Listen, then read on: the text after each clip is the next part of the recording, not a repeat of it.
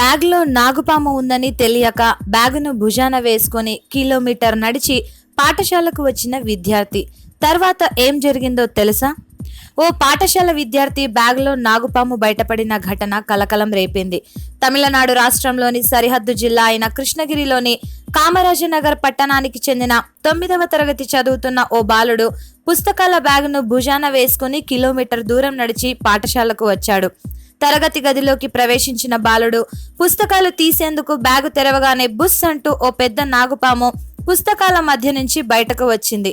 అంతే, భయాందోళనలో చెందిన బాలుడు ఆ బ్యాగును కాస్త బయటపడేశాడు.